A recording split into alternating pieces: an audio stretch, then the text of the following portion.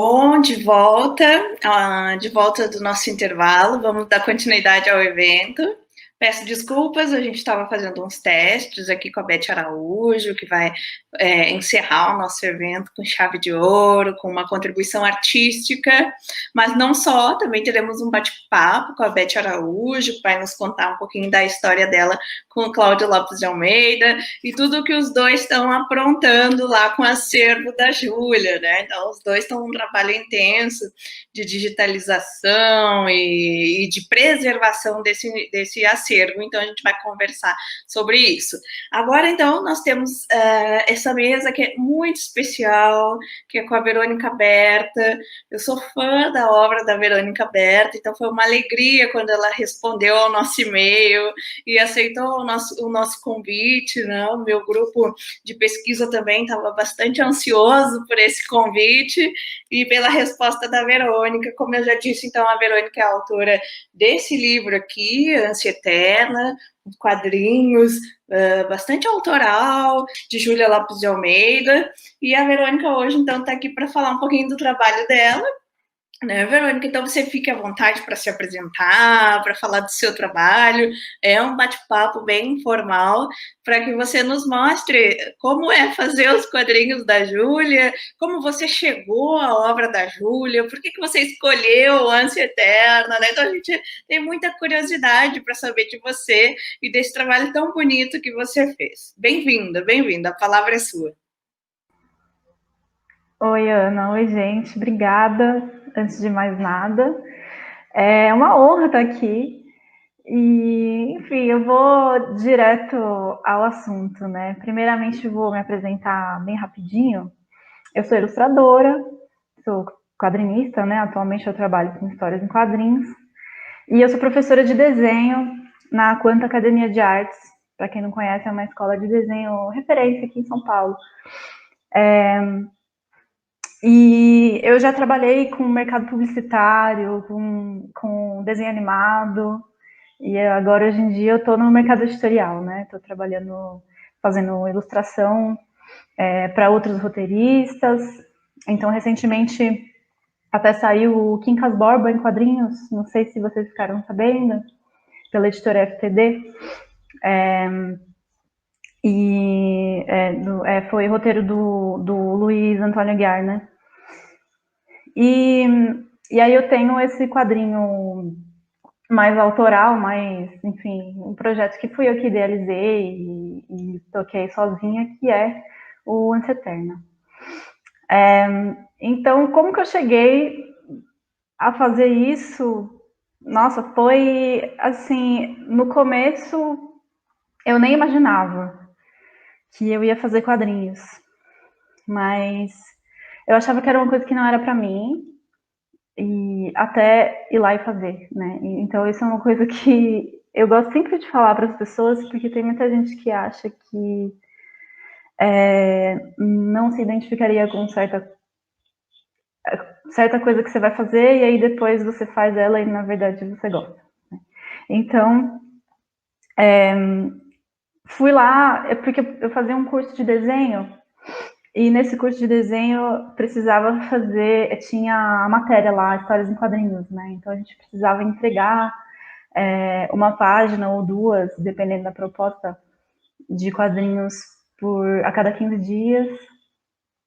E aí eu comecei a gostar da coisa e descobri que era isso, né, na verdade, que eu queria fazer. E isso eu estava estudando numa escola francesa. Aí quando eu voltei para o Brasil, eu queria fazer um projeto de ilustrações. Então eu fui atrás de qualquer narrativa literária que tivesse em domínio público. Então eu fui pesquisar qualquer autoria que tivesse lá. Eu fui até no site, né, do domínio público para fazer a pesquisa. Coloquei lá aquelas palavras-chave, né, literatura em português e tal. E o que me chamou a atenção é que tinha muito poucas mulheres ali, né? E aí eu fui clicando nas mulheres para ir conhecendo, porque eu não conhecia nada. E aí a maioria tinha muita gente que estava na categoria errada, então em vez de literatura, era na verdade teses, enfim. Ou então tinha muitas poetisas e eu estava buscando uma coisa mais história mesmo, né, para fazer o exercício da ilustração. E aí, quando não era isso, essas autoras era muito difícil de encontrar coisas sobre essas autoras, né?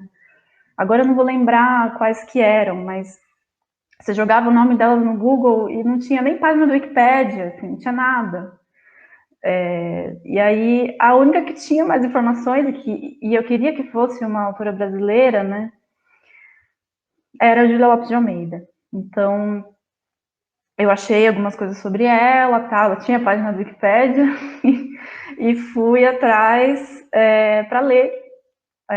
Vi que ela tinha esse livro de contos, Ânsia Eterna. E quando eu comecei a ler os contos do Ânsia Eterna, começou a vir na minha mente, assim, essa ideia de fazer a adaptação. E não era nem uma adaptação, eu estava pensando em só fazer umas ilustrações, só que o projeto acabou indo por esse caminho, assim, né, de fazer realmente os contos em quadrinhos. E aí foi muito louco, porque essa ideia de realmente escolher a Júlia foi que rolou uma identificação, né? Vocês estavam falando sobre isso mais cedo. Como que a gente aqui, em 2020, consegue se identificar com as coisas que a Júlia escrevia naquela época, né? Na Belle Époque. Como que pode isso, né? Então, eu fiquei muito curiosa, me despertou uma certa paixão, assim, aí eu fui e acabei fazendo esse quadrinho. Acho que foi isso, basicamente. Aí o processo de fazer eu fiz tudo no digital, porque assim, história em quadrinhos, gente, dá muito trabalho.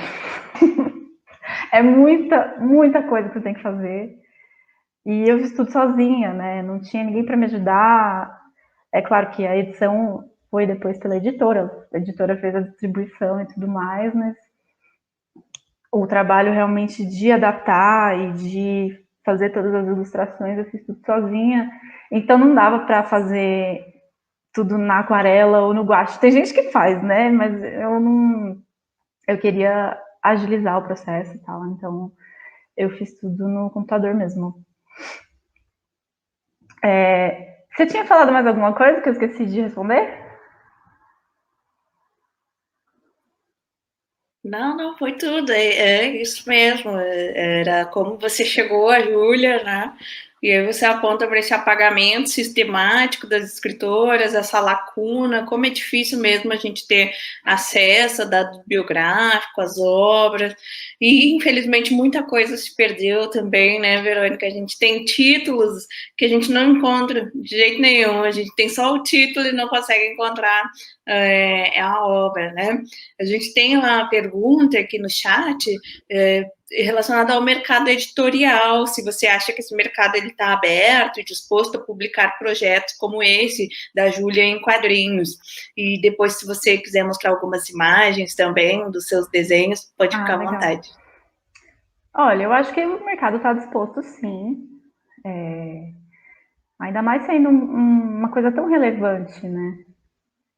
Que é a recuperação, né, de pessoas que sofreram apagamento na história, que marcaram a literatura e que não tem a devida importância, enfim, não tem o devido conhecimento, né?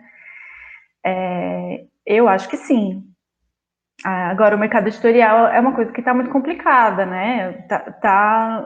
As editoras estão sobrevivendo, né, nesse momento. Então, eu não sei como que é a escolha de novos projetos, né? Porque eles têm que pensar também nessa sobrevivência deles. E aí é meio complicado, não sei dizer, né? Sim. Nós temos várias perguntas chegando, Verônica. Eu não sei se você quer mostrar algumas imagens para quem não conhece ainda a obra. Como é que a gente poderia fazer? Olha, eu tenho aqui um PDF do livro, ou então a gente pode folhear, assim. Pode A sua imagem folhear. tá boa, a minha tá boa? Tá Ó, boa beleza. também, tá boa, sim. E aí, de repente, eu escolho umas páginas aqui, porque acho que se eu ficar passando o PDF vai ser mais chato. Tá, não. Olha, Só para essa quem aqui não conhece ter uma ideia, né? é a primeira folha que todo mundo gosta muito, né? Que é o personagem perguntando, e o teu livro? Então ele olha no nosso olho e pergunta isso. E aí tem, assim, ele é dividido tem as páginas de abertura, e aí sempre tem um título para cada conto. São 3 contos que eu escolhi do Ânsia Eterna. Ai, tá meio difícil. Aí. Então, essa é a página de abertura do Ânsia Eterna, que é o primeiro conto. Aí depois vai ter lá. Nossa, é que eu tô espelhada, não tô É. conseguindo. Não, mas tá dando certinho. Aí. Então, ele é tudo imitando pintura, só que. Ah, esse aqui é spoiler, não vou mostrar. Essa aqui é mais uma outra página de abertura. Aliás, é a que vem antes do título, né? Que depois vem os porcos, que é o segundo conto. E aí ele tem bastante loucura. Eu estava num processo de experimentação, assim, eu queria mexer. Meu primeiro quadrinho, né? Então eu estava muito deslumbrado, assim, fazendo muita experimentação com a narrativa e tal.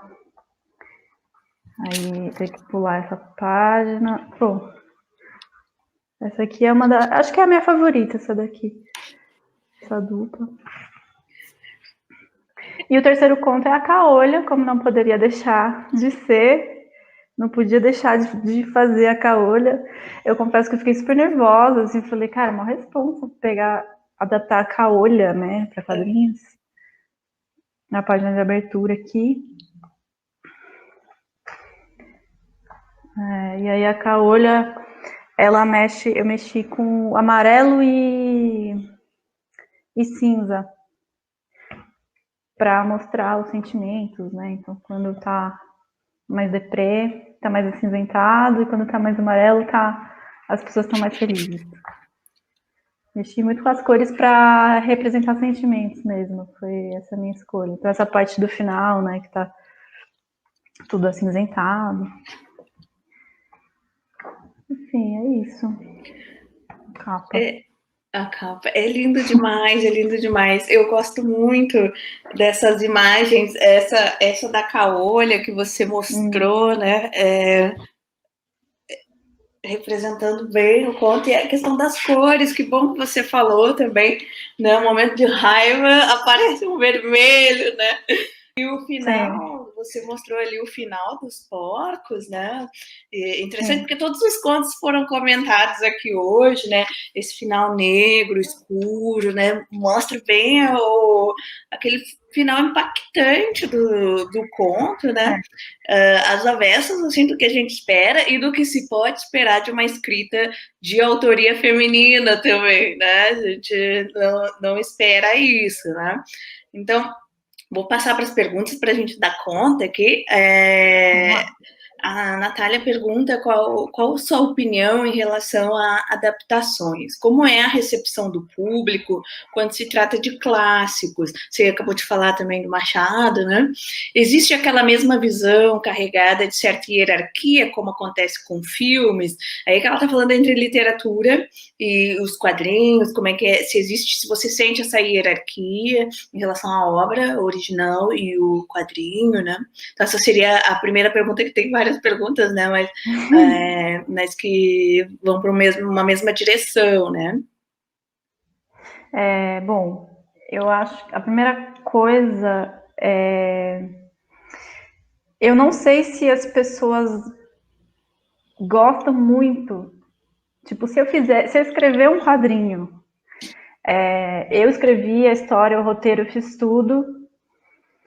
Eu tenho a impressão que as pessoas dão mais valor do que se eu pegar uma obra e trazer para quadrinhos. E agora, isso é uma impressão minha, eu não tenho muito como dizer com certeza que isso acontece. Agora, em relação a se existe hierarquia, com certeza, com toda certeza existe hierarquia, inclusive, assim, no geral, né? Não só em relação à adaptação literária, mas em relação à literatura e quadrinhos. Então, os quadrinhos, eles são vistos realmente como um tipo de arte análoga à literatura ou ao cinema, uma coisa que fica ali entre uma coisa e outra, e as pessoas não validam as histórias em quadrinhos enquanto uma coisa única e completa por si só. Então fica sempre... quadrinhos é uma categoria da literatura, quadrinhos serve para iniciar as pessoas a entrar na literatura, que é uma coisa superior, né? Seria assim. Então, os quadrinhos, eles são realmente vistos com preconceito. Talvez por aqui no Brasil a gente ter essa ideia de que quadrinho é coisa de criança, talvez. Porque realmente, né, quadrinhos no Brasil é Turma da Mônica, né? Então, a gente não chega, assim, num grande público. A gente que faz esse tipo de quadrinho, assim, mais autoral, mais para o público adulto, assim, a gente chega em muito pouca gente, né? Então, existe sim essa hierarquia e eu acho que tem um problema geral, agora eu vou ser polêmica, que é muitas vezes a essência do livro que foi adaptado não aparece na adaptação. Isso eu acho que acontece também na adaptação para filme, né? Imagino que seja esse o maior problema.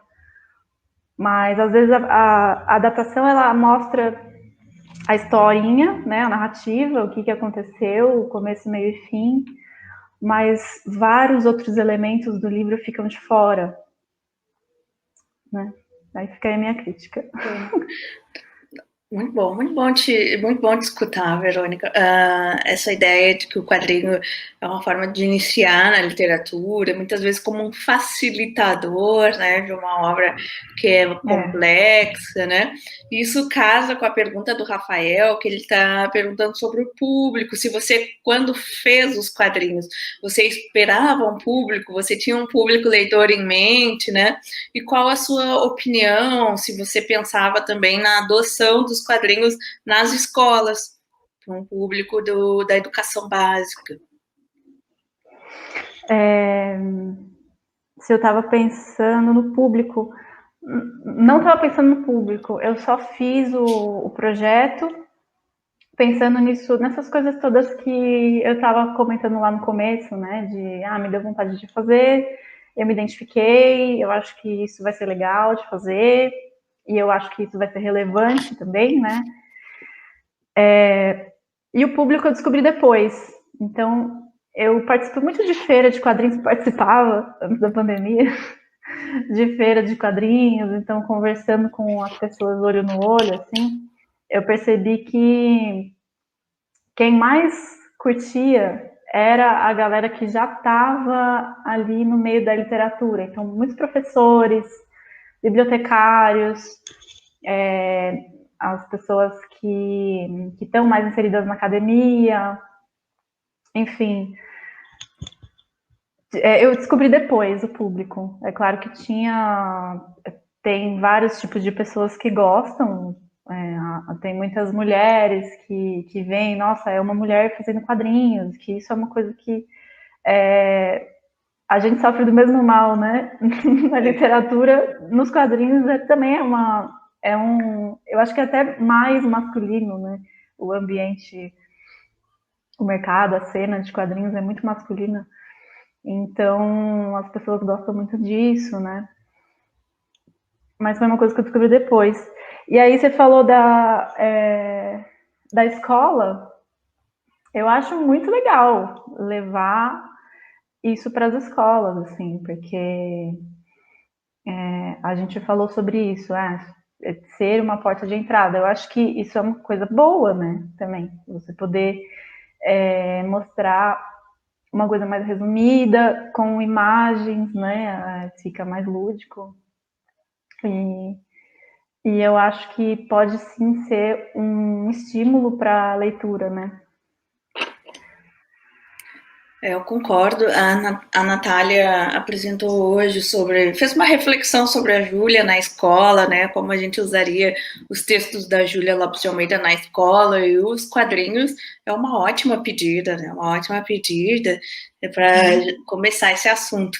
É interessante ver você, mulher quadrinista, né? E também você, mulher quadrinista, fazendo livros de outra mulher, né? Fazendo livros de outra escritora.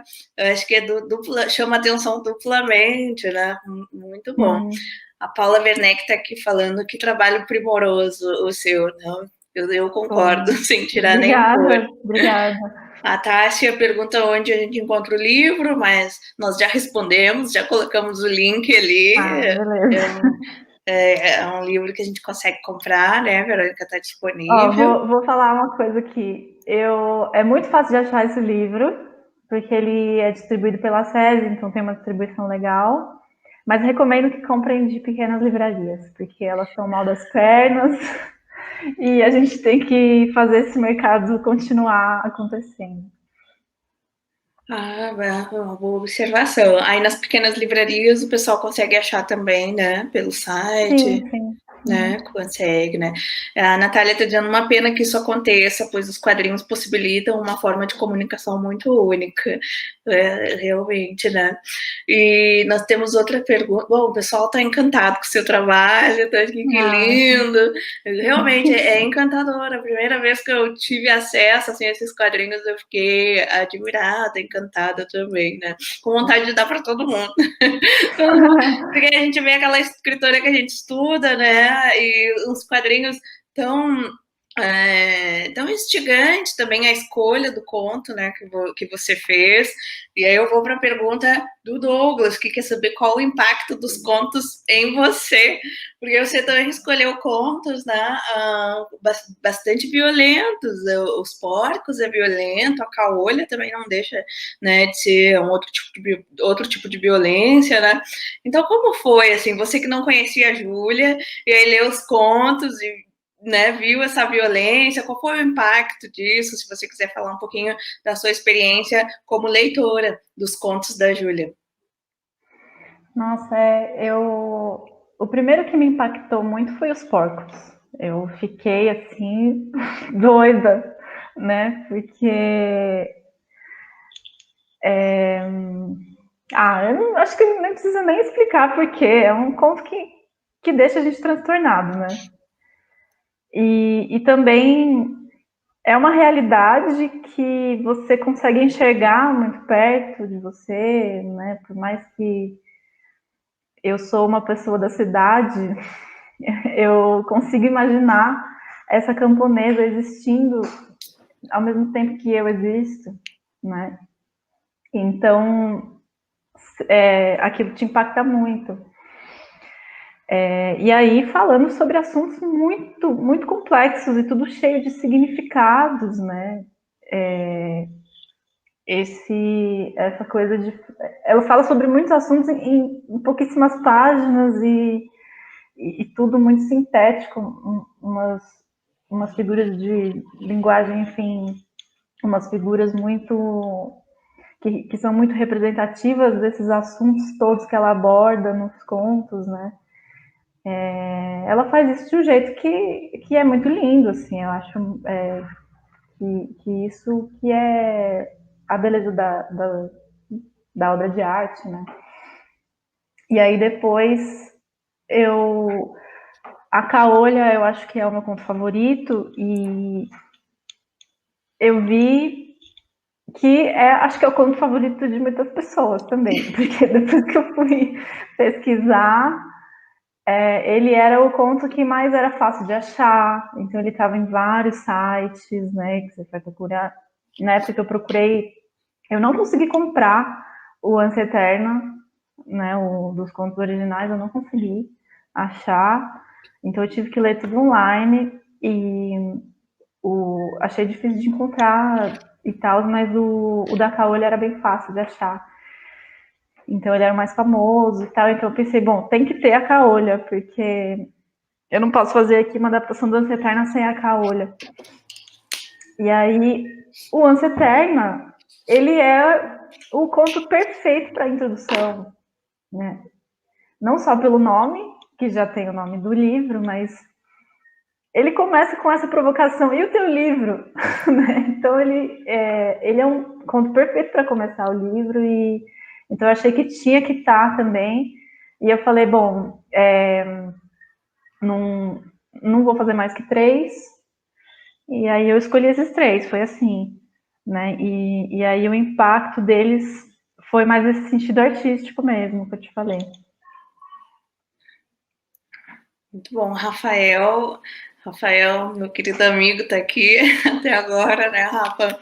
Grande pesquisador de Maria Firmina dos Reis. Ele coloca uma citação aqui de Sérgio Vaz, também um poeta importante de a gente estudar. Ele diz: não podemos confundir briga com luta. A briga tem hora para acabar, a luta é para toda a vida, né? Voltando ao que você falou também das dificuldades, das intempéries também para as quadrinistas mulheres, e essa relação de hierarquia sempre entre a literatura e outras formas de arte, né? Gostei da contribuição. Obrigada, Rafael. E a pergunta da Matilde, ela pergunta: os textos que você usou seguem a ideia da obra de Júlia Lopes de Almeida? Aí eu não sei se você é conhecedora de toda a obra, se foi só os contos que você leu, né? Aí vai depender da sua experiência para responder essa pergunta, um tanto abrangente também, né? Ela está falando dos textos que estão no... Os contos, acho que são os contos que você escolheu, né? Se eles seguem a ideia da obra de Júlia Lopes de Almeida. Então, eu não... eu li só A Falência, além do Ânsia Eterna. Então, eu não conheço muito o resto da obra dela.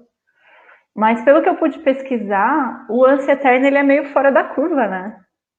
Ele tem uns assuntos mais grotescos que você não vê no resto das obras dela. Aí você me corrige se estiver enganado, mas eu escolhi contos justamente porque eu queria fazer história em quadrinhos, e história em quadrinhos, como é muito trabalhoso, uma página de texto são várias páginas de quadrinhos, né? Enfim, dá para você... você precisa fazer muitos desenhos e tal, e aí eu escolhi contos curtos por conta disso. E também porque era a minha primeira vez, era a minha estreia, né? Eu falei, eu não vou pegar um romance, eu vou pegar uma coisa um pouco mais curta para eu ter um pouco mais de controle. Muito bom, muito bom. É difícil falar assim da ideia da obra de Júlia, porque a Júlia é múltipla. Júlia tem muitas facetas. A gente está aqui uma tarde inteira falando da obra de Júlia, cada um apresentando uma abordagem, uma coisa diferente, né? E mostrando também as ambiguidades de Júlia, né? Você mesma mostra no final dos quadrinhos, quando você faz um pós-fácil, né? O seu pós-fácil aqui um pós-fácil interessantíssimo, né? Para fazer o trocadilho, porque você aponta essa ambiguidade da Júlia, né? Um feminismo branco, né? E alguns traços a gente percebe de certo racismo, mesmo ela sendo abolicionista. Então, Júlia tem essas ambiguidades, né? Que estão na obra, não só na ficcional, talvez na não ficcional também. Então, você também acaba no pós-fácil ponderando isso e mostrando essas outras facetas da autora, né? Claro, os contos, eles têm uma dinâmica diferente, talvez, né? E eles nos surpreendem mesmo pela quebra da expectativa. Mas eu acho que a gente encontra isso nas obras, nas peças teatrais, né? Sugiro muito a leitura para quem está interessado em Júlia Lopes de Almeida, das peças teatrais. Tem em domínio público o livro O Teatro, que ela publicou, mas a gente tem, já falamos aqui da Michele Fanini, que reeditou alguns inéditos, algumas peças, e que tem essa mesma pegada, assim, o inesperado e o chocante, né? Como choca, né? E, claro, em alguns romances a gente também encontra. Né? Verônica, o pessoal está aqui dizendo que está em promoção na Amazon. Aí a pequena editora foi para o espaço, né? A Amazon é uma concorrência muito tô difícil. Contra. Muito difícil, né? Eu sei. Tô contra. Mas é que nosso bolso também é difícil, então fica, né, realmente, sobretudo os alunos, e realmente é complicado. Eu queria fazer mais um comentário, assim, a Verônica falou que não encontrou logo de cara o livro, né, o livro Ânsia Eterna, que foi publicado pela editora Mulheres há algum tempo, né? Porque eu imagino que já faz algum tempinho que você fez essa pesquisa, né? E ficou esgotado. Agora a gente tem novas reedições, porque também quando os livros caem no vestibular, caem em concursos, né? As editoras trabalham, né, ao nosso favor.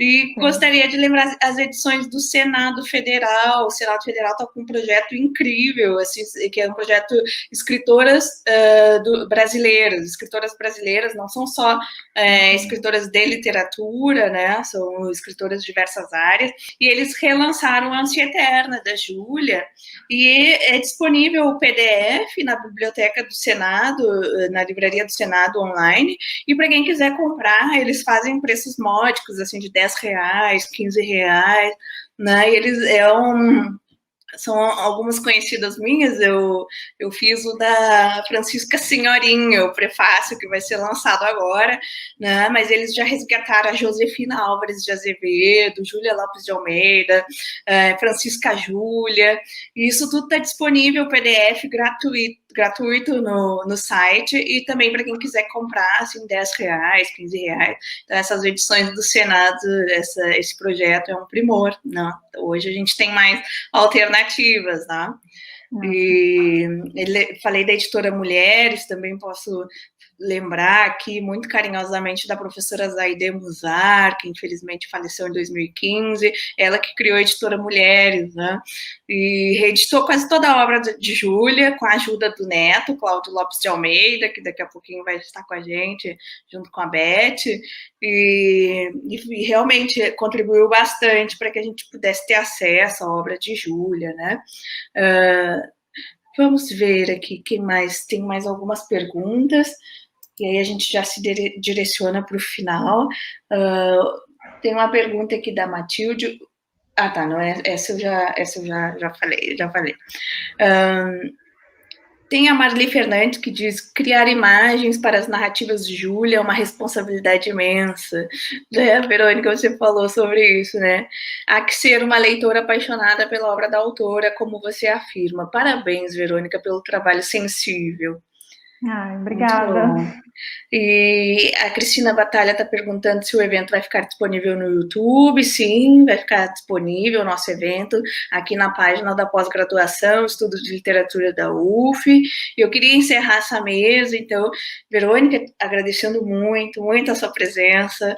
Foi uma presença preciosa para nós, que já somos admiradores do seu trabalho, e faria uma última pergunta, pensando em novos projetos, porque você falou que esse foi o seu primeiro quadrinho, né? Se você está trabalhando em outras coisas, né? Eu sei que é difícil dar conta de tudo, mas se você quiser falar um pouquinho, se tem novos projetos, se tem algo em mente, compartilha com a gente. Tem algo em mente. Agora, quando que vai sair, eu não sei. Eu estava até conversando que eu tenho um grupinho das quadrinistas, né? E a gente fica planejando, fazendo nossos planos de dominação mundial. Aí eu estava falando com elas, pô, qualquer dia sai meu quadrinho, né? E aí todo mundo começou a rir, porque é isso, a gente não sabe nunca quando que vai sair, porque tá muito difícil agora, né? A gente não tá conseguindo produzir as nossas próprias coisas, porque a gente tem que correr atrás de trabalho, né? E nesse momento está muito difícil, assim, mas eu estou fazendo muito lentamente, um projeto que eu estou escrevendo mesmo, e aí ele vai falar sobre identidade paulistana. Eu acho que eu não posso falar muito mais, porque na minha cabeça mesmo ele ainda não está maduro, eu ainda não entendi muito bem, mas vai falar sobre a identidade paulistana do ponto de vista das mulheres,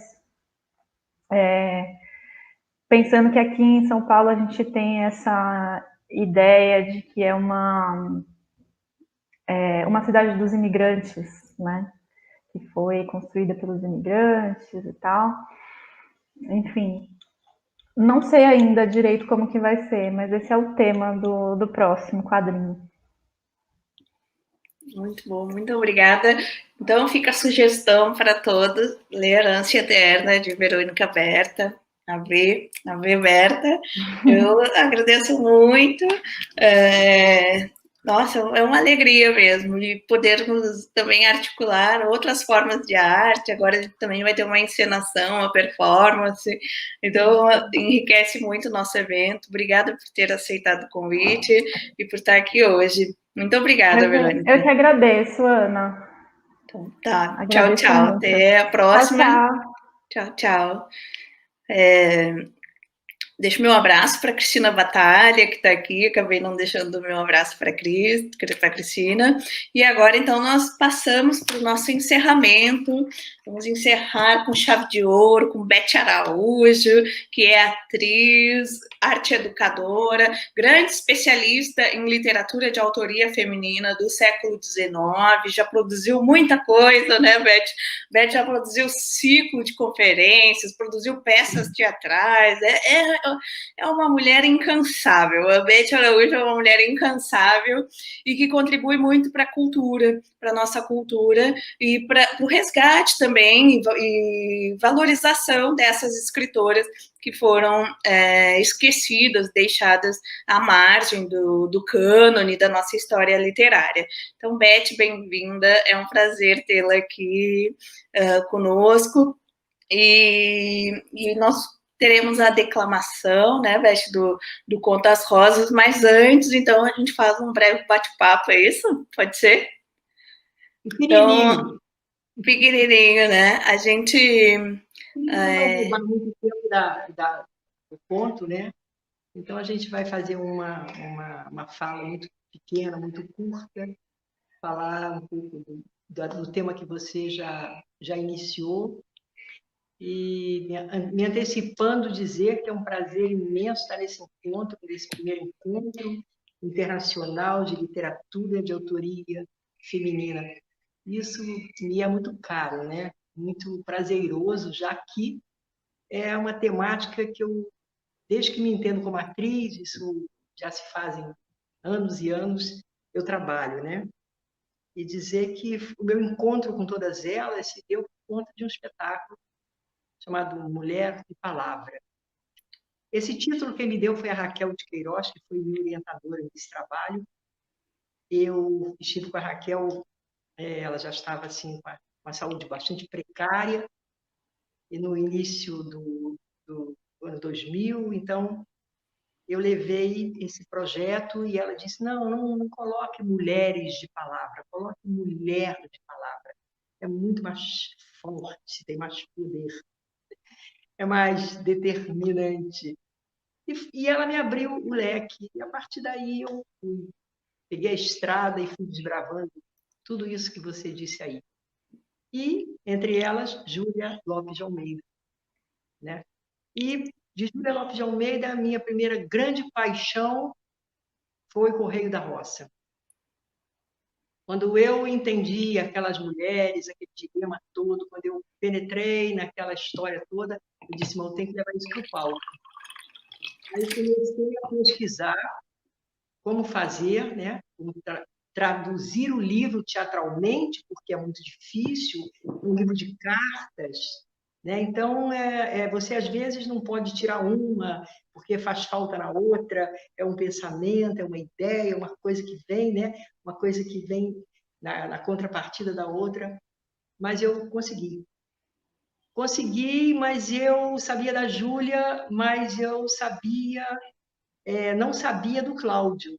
Nunca poderia imaginar que a Júlia tivesse um neto, entende? Cheio de saúde, robusto, alto, forte, bonitão. Muito bom, Beth. A gente quer ver o neto. Muito bom. Aí até que o destino me colocou diante de uma pessoa, de uma amiga, e conversa daqui, conversa dali. Na época eu estava fazendo alguma coisa sobre mulheres do século XIX, inclusive você participou, né, de um encontro, e eu e a Nélia Pietrani, minha querida amiga, para que eu mande um beijo enorme. E eu fui me encontrar com essa pessoa e conversando, ela disse, puxa vida, você pesquisa mulheres do século XIX, você trabalha sobre mulheres do século XIX. Essa daqui, Júlia Lopes de Almeida, eu acho que eu conheço uma pessoa ligada à família dela. O Cláudio Lopes de Almeida. Eu falei, não me diga, Alvíceras, imagine, você tem que me apresentar essa pessoa. Então, ela foi a mediadora desse encontro. Demorou um tempo e eu insisti muito, até que ela me deu o e-mail do Cláudio, e o nosso primeiro encontro, ele me convidou para vir aqui conhecer mais de perto todo o acervo dele, né? E eu vim pesquisar a Júlia e estou sendo pesquisada até hoje. Vão fazer 4 anos. Então, a partir daí, a gente tem feito esse trabalho, né, a 4 mãos. O Cláudio, entre muitas qualidades, ele é aquele neto que cuidou com todo carinho, com todo amor, com todo apreço, com todo zelo do legado que ele recebeu. Eu sempre digo que se esse legado sobreviveu, foi graças ao desvelo dele. A ele todos os méritos, né? Eu sou apenas coadjuvante. Eu apenas vou acompanhando o desenrolar das coisas, ajudo na medida do possível. Juntos já criamos vários projetos, inclusive agora na fala da Verônica, você citou levar o livro para as escolas, trazer a Júlia para as escolas com o padrinho, que é uma coisa bastante interessante, mas não podemos esquecer que aqui em Santa Teresa tem uma escola, Júlia Lopes de Almeida, onde toda a direção, todos os professores trabalham o ano inteiro, o tempo integral, a Júlia, né? E uma vez por ano, você já participou, inclusive, Ana, conosco, né? Da Feira Literária Júlia Lopes de Almeida. E é um trabalho muito bonito, um trabalho de resgate muito, muito precioso, né? E Cláudio fez uma colaboração maravilhosa, doou uma parede com fotos da Júlia, fotos de família, o que era do acervo pessoal dele, né? Fizemos cópias, inauguramos essa parede na sala de leitura, está lá, para que as crianças possam admirar todos os dias, Júlia com os netos, Júlia com os filhos, com os amigos, Júlia com todo o conjunto dessa obra dela maravilhosa.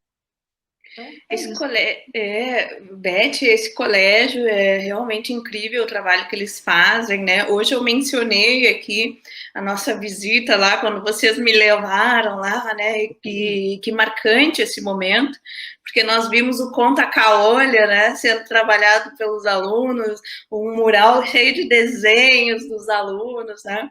Na Flijura, na festa literária da Júlia, sempre em setembro, para homenagear o aniversário.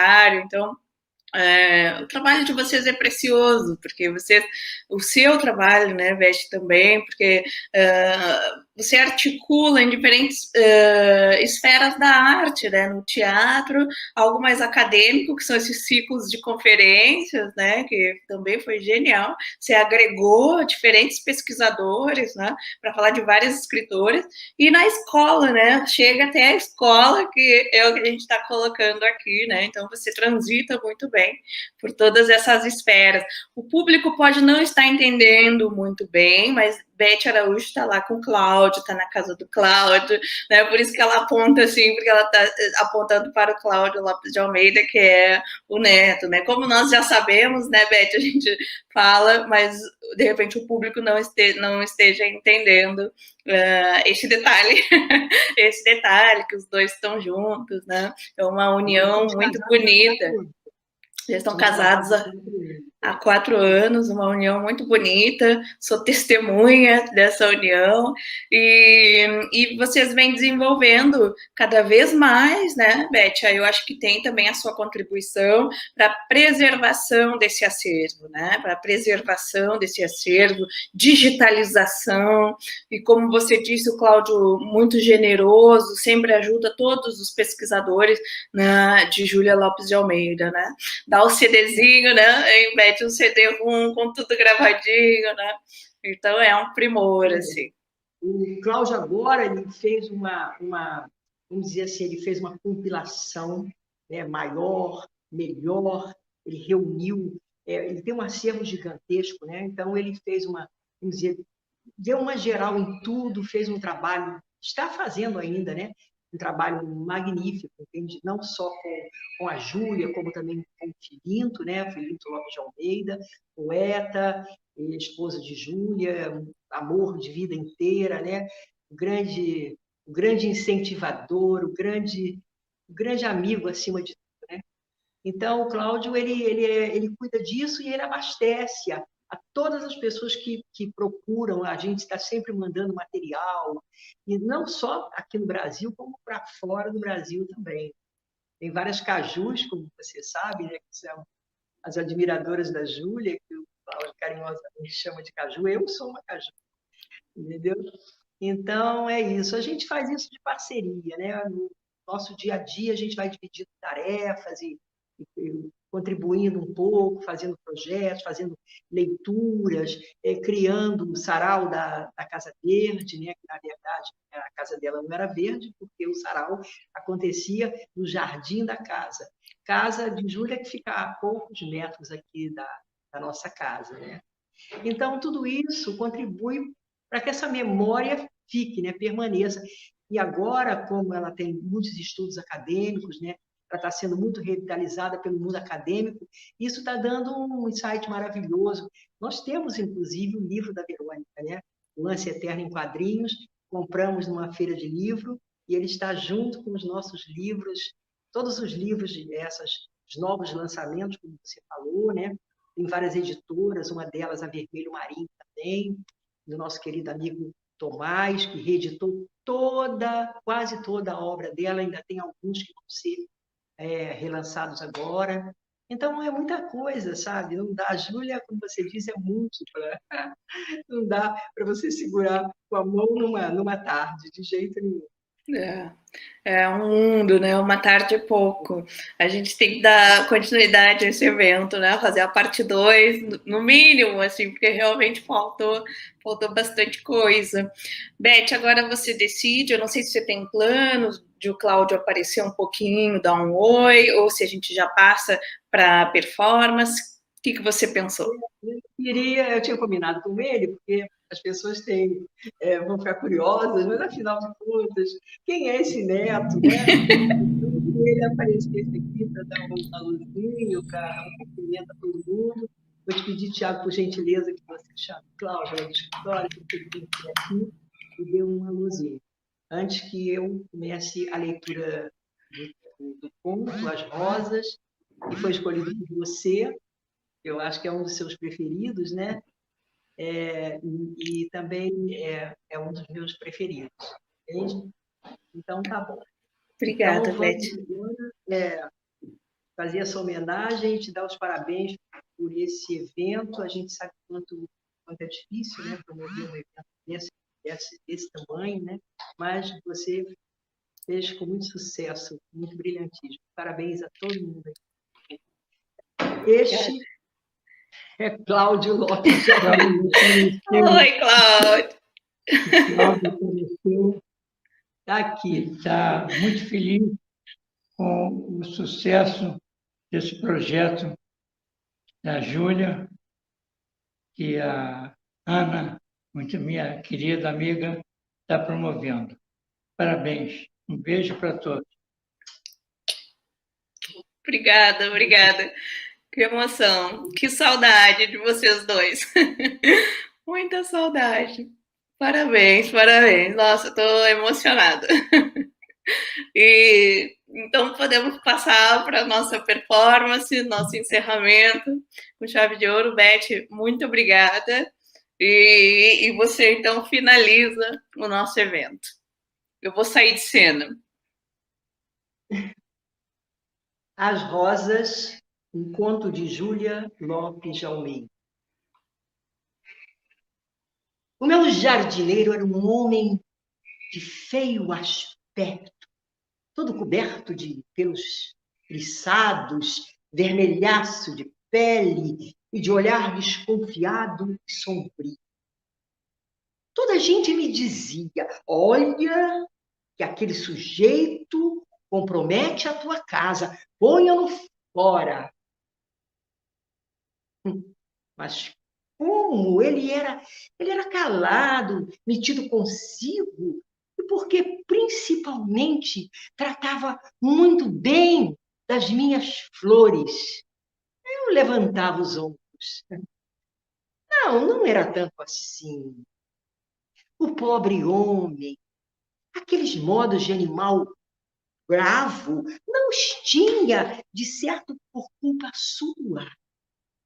E assim íamos vivendo. Uma tarde em setembro, desci ao jardim. Que crepúsculo aquele! O céu esgarçado de nuvens, a lua em foice brilhava já, e com tamanha doçura que dava vontade a gente de não fazer outra coisa senão olhar para ela. Havia também no ar, transparente e calmo, uma delicadeza de colorido, e a minha alma ficaria nela estática se os olhos, percorrendo tudo, não vissem logo a infinidade de rosas que as minhas roseiras prometiam. Quantos botões, mãe do céu!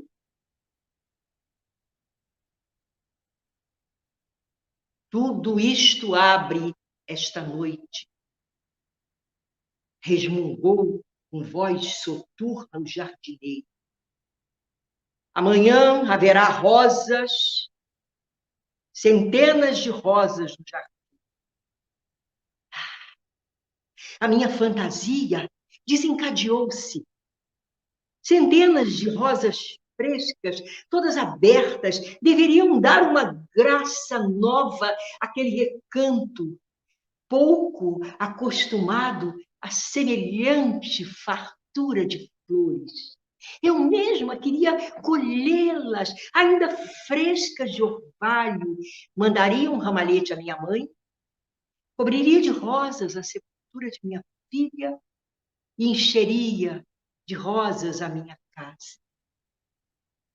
E usando de uma forma imperativa e severa, pouco comum em mim, disse ao medonho e hirsuto jardineiro que não tocasse nenhuma flor. Seria eu quem as colhesse todas. Ele curvou-se em obediência. Nessa noite, fui cedo para a cama, preparando-me para madrugar no dia seguinte. E tal era o meu propósito, e peguei logo num sono doce e tranquilo. Eram 6 horas, e eu já estava no jardim. Como quem desperta de um sonho, apatetada, olhei a roda e só vi folhas, folhas, folhas verdes, nenhuma flor. Gritei pelo jardineiro e ele veio como por encanto, no momento, com tal jeito, e tão desnudadas feições, que tive medo. Os olhos de vermelhos eram só sangue. A barba áspera, longa e ruiva estava revolvida, como por um vento de loucura, e nos grossos braços tisnados tinha sinais fundos de unhadas. As minhas rosas. Perguntei-lhe, disfarçando o pavor que a sua figura estranha me infundia. Estão aqui, disse ele com voz grossa, como um baixo órgão de catedral, e caminhou para o quarto. Fui atrás dele, espantadíssima, mal segurando a saia do vestido que não se molhasse na relva, cheia de raiva, curiosa ao mesmo tempo. O quarto do jardineiro era o fundo, entre a horta e o jardim, ao pé de 2 limoeiros da Pérsia, de gostoso cheiro. Ensombrando a porta, havia uma latada de maracujás, e à esquina, encostada à parede, estavam os utensílios de jardinagem. Que quererá ele? Perguntava a mim mesmo. De repente estaquei. Não entro. Respondi a um gesto que me fazia. Então olhe daqui. Replicou o homem bruscamente, escancarando a porta.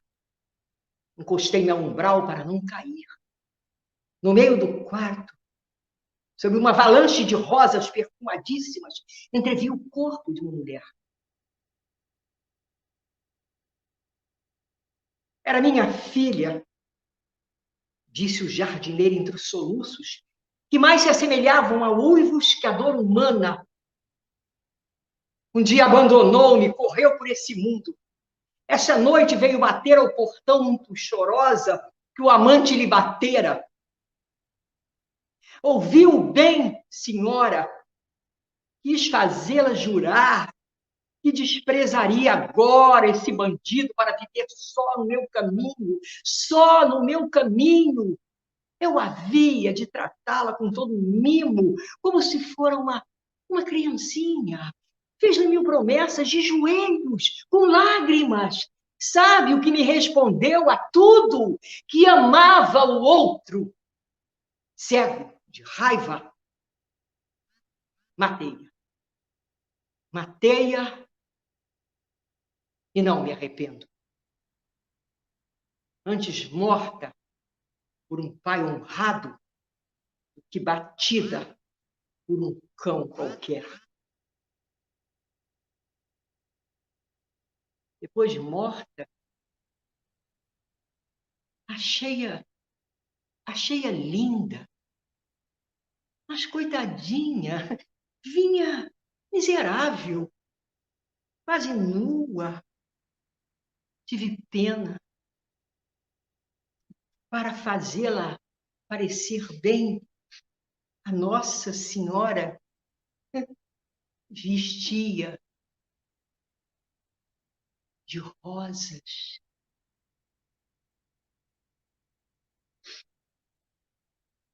Bem.